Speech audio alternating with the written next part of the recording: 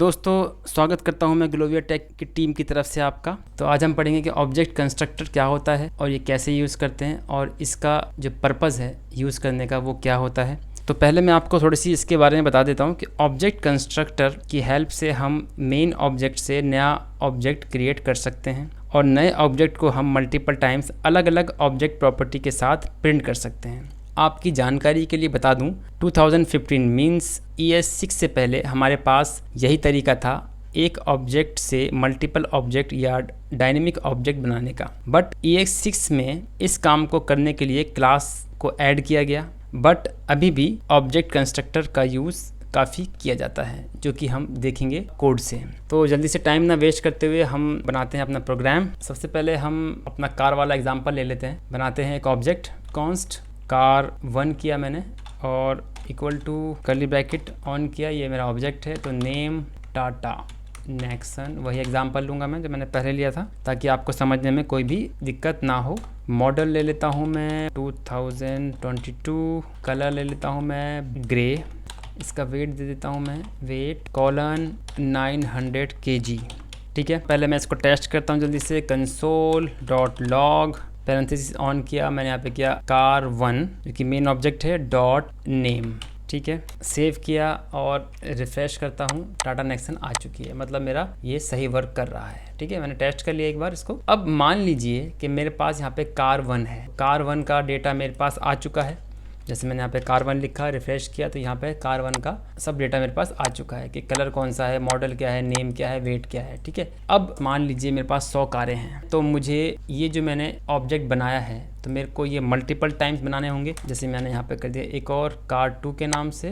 मैं यहाँ पे car2 भी एक्सेस कर लेता हूँ। यहाँ मैंने लिखा car2 तो इसकी प्रॉपर्टी मैं एक्सेस कर सकता हूँ। तो मेरे पास 2 हैं, यहाँ मैं कर देता हूँ इसको होंडा सिटी। ठीक है, 21 कलर कर देता हूँ इसका वाइट, वेट कर देता हूँ मैं 800 kg। तो अब मैंने यहाँ पे एक्सेस किया, इसको रिफ्रेश किया। देखिए यहाँ पे मेरे पास 2 आ चुके हैं ऑब्जेक्ट। एक ऑब्जेक्ट ये है और दूसरा ऑब्जेक्ट मेरे पास ये है। ठीक है, अच्छा अब मेरे पास ये जो प्रॉपर्टीज़ हैं जो ये इसकी की और वैल्यू है सेम है, क्योंकि कार में ज़्यादातर जो वैल्यूज़ होती हैं जो इसकी प्रॉपर्टीज़ होती हैं सेम ही होती हैं, बस थोड़ा सा डिफरेंट होता है उसमें। जैसे कोई कंपनी कौन सी है या कितने सीसी का इंजन है वो डिफरेंट हो सकता है, मॉडल नंबर डिफरेंट हो सकता है, कलर डिफरेंट हो सकते हैं, वेट डिफरेंट हो सकता है, मगर जो की है वो ज़्यादातर हमारे पास सेम ही रहती है। तो अगर मान लीजिए मेरे पास अगर 100 कारें हैं तो यहाँ पर ये मैंने 1 2 3 4 5 6 जब मुझे 100 लाइन का कोड लिखना पड़ेगा उसके बाद मैं 100 कारों का डेटा एक्सेस कर सकता हूँ। और अगर वही चीज़ मैं 100 कारों का डेटा मैं 100 लाइन में लिखना चाहूँ तो वो मैं कैसे कर सकता हूँ। तो उसी के लिए बनाया गया था हमारे पास ऑब्जेक्ट कंस्ट्रक्टर। अब हम उसका यूज़ देखते हैं। अभी मैं इसको यहाँ पे डिलीट नहीं कर रहा, कमेंट कर दिया। ठीक है, ऑब्जेक्ट कंस्ट्रक्टर।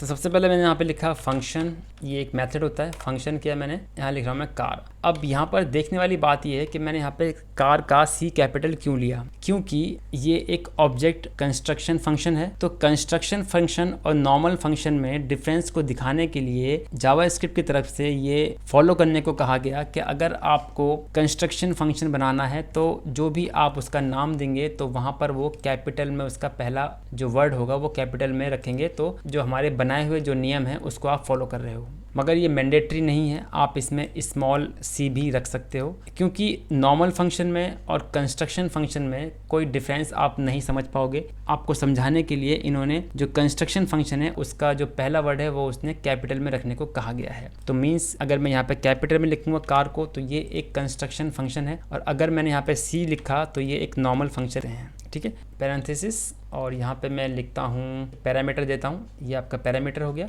यहाँ मैंने लिखा name comma model comma colour comma weight. ठीक है, अब ये मेरा पैरामीटर हो गया क्योंकि फंक्शन है, यहाँ पे हम पैरामीटर का यूज़ कर रहे हैं, मगर ये कंस्ट्रक्टर फंक्शन है क्योंकि इसका C यहाँ पर बड़ा है, कैपिटल में है।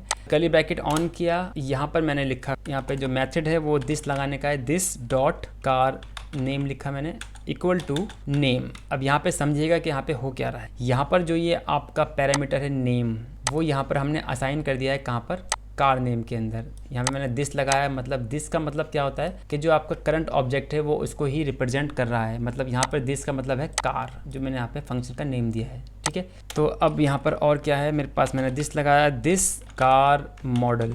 इक्वल टू मॉडल, यहाँ पे मैं कॉमा नहीं लगाऊंगा, यहाँ पे मैं लगाऊंगा सेमीकोलन को क्लोज करने के लिए। इसका जो स्ट्रक्चर है वो थोड़ा सा डिफरेंट है। दिस लगाया मैंने डॉट कलर कार कलर। देखिए यहाँ पे जो नाम दिया है मैंने, यहाँ पे दिस के बाद में ये कुछ भी नाम आप दे सकते हो, जो भी आप यहाँ पे नाम दोगे तो उसी नाम से आप इसको एक्सेस कर पाओगे। यहाँ पर ये एक की तरह काम करेगा। इक्वल टू कलर, फिर मैंने सेमीकोलन दिया और यहाँ मैंने दिया this dot car weight equal to weight. अब मैं इसको एक्सेस कैसे कर सकता हूँ वो देखते हैं। तो इसको एक्सेस करने के लिए मैंने यहाँ पर एक वेरिएबल लिया जो कि हमें लेना होता है। यहाँ मैंने कर दिया car1। अब देखिए यहाँ मैंने सी स्मॉल किया है क्योंकि ये एक वेरिएबल है। इक्वल टू किया और न्यू, जो कि इसका एक तरीका है कंस्ट्रक्शन फंक्शन को कॉल करने का, न्यू कार। मतलब मैंने कंस्ट्रक्शन ऑब्जेक्ट फंक्शन से मैंने यहाँ से एक कार है उसके अंदर मैंने एक और नया ऑब्जेक्ट यहाँ पे बना रहा हूँ जो कि है न्यू कार। तो न्यू कार का मतलब ये एक कंस्ट्रक्शन है, तो यहाँ पे भी सी कैपिटल होगा क्योंकि ये यहाँ पर इसको ही रिप्रेजेंट कर रहा है फंक्शन को, ठीक है। और यहाँ दे दिया मैंने पैरेंथेसिस और यहाँ दूंगा मैं आर्गुमेंट। अब यहाँ पर मैं दूंगा अपना जो भी था मेरा टाटा नेक्सन, मॉडल है 2022, ठीक है। फिर मैंने कॉमा दिया और फिर मैंने दे दिया यहाँ पे ग्रे कलर, ये मैंने ग्रे, फिर कॉमा दिया और फिर यहाँ दे दिया मैंने 800 kg। कंस्ट्रक्शन फंक्शन से क्या होता है कि मैंने यहाँ पे सिर्फ वन टाइम इसको फंक्शन बनाया मैंने, और फंक्शन बनाने के बाद में मैंने यहाँ पे इसका पैरामीटर दिया और पैरामीटर का जो नेम था वो मैंने यहाँ पे लिखा और यहाँ पे असाइन कर दिया मैंने इसमें। अब मैं इसको एक्सेस कैसे करूँगा, देखिए जो ये मेरा इस ऑब्जेक्ट से मेरा एक नया ऑब्जेक्ट मैंने यहाँ पे क्रिएट किया। अब यहाँ पर जो ये नेम है ये इसको एक्सेस करेगा क्योंकि ये पैरामीटर और आर्गुमेंट की तरह वर्क करेगा। जो मॉडल है वो यहाँ पर इसको एक्सेस करेगा, जो कलर है वो ग्रे को एक्सेस करेगा और जो वेट है वो एक्सेस करेगा 800 kg को। और ये सारा जो डेटा जो है वो असाइन हो चुका है car1 के अंदर। अब मैं car1 को यहाँ पर एक्सेस करके देखता हूँ। तो मैंने यहाँ पे किया document dot right car1 dot car name. अब देखिए मैं यहाँ पर इस की को कॉल करवा रहा हूँ और ये की में असाइन है नेम, और नेम जो है मेरा पैरामीटर है और जो पैरामीटर के अंदर से ये नेम जो यहाँ से इसको गेट करेगा और मुझे ला के देगा टाटा नेक्सन। रिफ्रेश किया, टाटा नेक्सन यहाँ पे आ चुका है। और अगर मैं यहाँ पे कंसोल डॉट लॉग लिखता हूँ, कंसोल डॉट लॉग, तो यहाँ पर ये नीचे आने वाला है कंसोल डॉट लॉग में। और अगर मैं यहाँ पे car1 को एक्सेस करता हूँ यहाँ पे, तो रिफ्रेश किया, देखिए यहाँ पूरा डेटा यहाँ पे आ चुका है, मतलब ये सही से वर्क कर रहा है। अब मैं इसको सिंगल भी मैं इसको एक्सेस कर सकता हूँ। तो ये उसकी यहाँ पे की हो गई और यहाँ पे हो गया ग्रे, उसका वैल्यू हो गई। तो इस तरह से अब देखिए मैं, अगर मेरे पास मल्टीपल कार्स हैं अब, तो मैं उसको एक्सेस कर सकता हूँ। कैसे, अब देखते हैं। आप एक और कार ले लेता हूँ, तो मैं नाम दिया car2। तीसरी कार ले ली मैंने car3, नाम चेंज कर देता हूँ उसका होंडा सिटी 2020 वाइट 700 kg हो गया। मारुति सुजुकी 2021, कलर दे दिया मैंने इसको ब्लैक और यहाँ दे दिया मैंने इसको 600 kg। अब देखिए यहाँ पे 3 कारों का डेटा सिर्फ 3 लाइन में यहाँ पे आ चुका है। मैं यहाँ पे एक्सेस करा रहा हूँ तीनों कारों को। यहाँ पे मैंने किया 2, यहाँ पे किया मैंने 3, तो देखिए मेरे पास तीनों कारों का डेटा यहाँ पे आने वाला है। देखिए कितना इजी तरीके से मैंने यहाँ पे इसको गेट कर लिया। तो यही एक बेनिफिट होता है ऑब्जेक्ट कंस्ट्रक्शन फंक्शन का। अच्छा, उसके बाद अगर मैं चाहूँ कि पर्टिकुलर की को मैं एक्सेस करना चाहता हूँ, car3 डॉट, यहाँ मैंने कर दिया कार नेम। मैं यहाँ पे नेम नहीं करूँगा, मैं करूँगा की का नाम दूंगा कार नेम। तो यहाँ पर 3 में मेरे पास मारुति सुजुकी देखिए आ चुकी है, ठीक है। तो मैं इस तरह से कंस्ट्रक्शन फंक्शन का यूज़ कर सकता हूँ। अब थोड़ा सा और देख लेते हैं इसके अंदर। अब मैं इसके अंदर सब हटा देता हूँ अभी, और मैं सिर्फ सिंगल रखने वाला हूँ एक। और अब मैं चाहता हूँ कि मैं इसके अंदर car1 में एक नई प्रॉपर्टी ऐड करूँ जिसका नाम हो स्पीड। car1 और डॉट किया मैंने, यहाँ मैंने कर दिया स्पीड इक्वल टू 250। और अब मैं यहाँ पर इसको car1 को एक्सेस कर रहा हूँ। रिफ्रेश किया, car1 इज़ नॉट डिफाइंड, सही कह रहा है ये car1, अब सही है। Cannot access car1 before initialization, okay. तो ये कह रहा है कि पहले मैं इनिशियलाइज नहीं कर सकता क्योंकि यहाँ पे मैंने इसको डिक्लेयर किया है, तो यहाँ पर इसके पहले मैं इसको एक्सेस नहीं कर सकता। डिक्लेयर करने के बाद ही मैं इसमें कुछ ऐड या डिलीट या चेंज कर सकता हूँ। तो मैंने यहाँ पे लिखा car1 डॉट स्पीड, और अब देखते हैं, यहाँ पे रिफ्रेश किया, देखिए यहाँ पे स्पीड आ चुका है। यहाँ पे ये स्पीड भी यहाँ पे ऐड हो चुका है, ठीक है। इस तरह से आप ऐड कर सकते हैं कंस्ट्रक्शन के थ्रू। और अगर आपको डिलीट करना है तो हम यहाँ पे आप डिलीट लिख के भी इसको डिलीट कर सकते हैं। तो डिलीट के लिए यहाँ पर इसको हटाना होगा आपको, और यहाँ पर ये अब यहाँ से डिलीट हो चुका है। चेंज करना हो तो आप चेंज भी यहाँ पे कर सकते हैं। अब यहाँ पे मैं करता हूँ कलर, तो कार कलर, और यहाँ मैं कर देता हूँ उसको येलो। ठीक है, देखिए ये कार है जो मेरे पास वो येलो कलर की आ चुकी है।